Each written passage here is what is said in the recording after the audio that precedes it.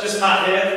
Just want to shoot a quick video really for you on how to deal with lower leg injuries whilst running. So one of the things that I found, I wasn't a natural long distance runner. So obviously if it's not natural for you, other muscles are going to have to start being overused or worked in a different way than perhaps they are normally. This can quite often end up with sort of lower leg issues.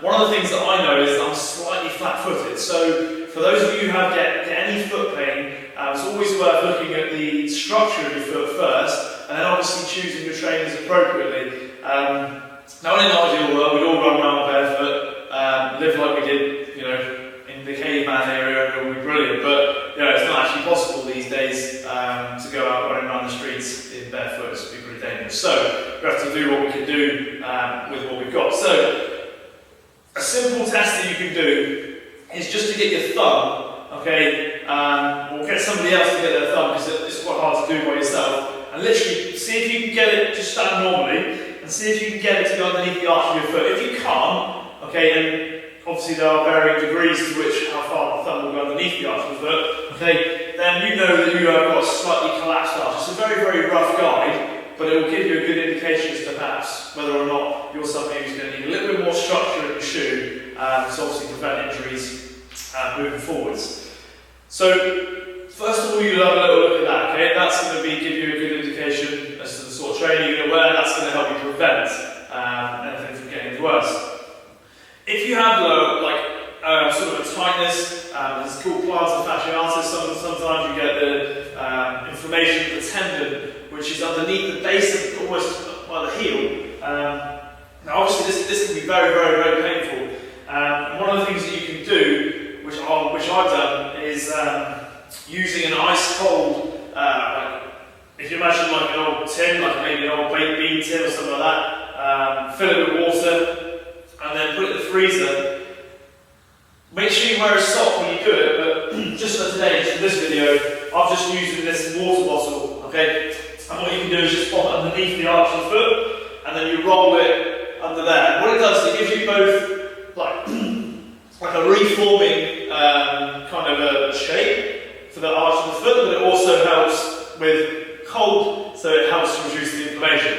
I found that was very, very useful, particularly as I started to do more miles, run more often, and do longer runs in one go. So that's one thing you can do. Like I said, I've just used the water bottle just to show you this, but it is best done with something that kind of keeps cold and freezing. You just put it back in then. So obviously then you can just look at your trainers.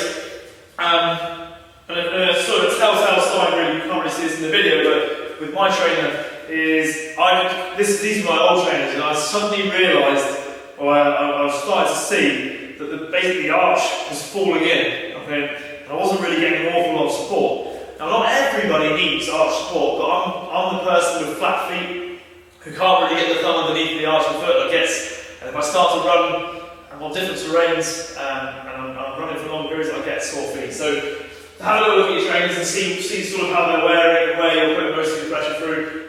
Okay, the next thing we're going to look at is looking at the tennis ball.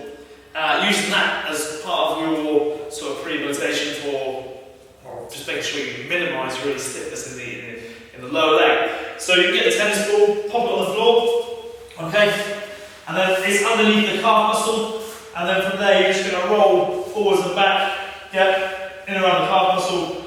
The calf is made up, okay, also two parts really. A lot of people sort of refer to the calf as one muscle, and there's actually the gastrocnemius, which is the main part, and then below it are the soleus muscles, okay? And then you've got lots of little muscles which help with the flexion and extension of the ankle, okay?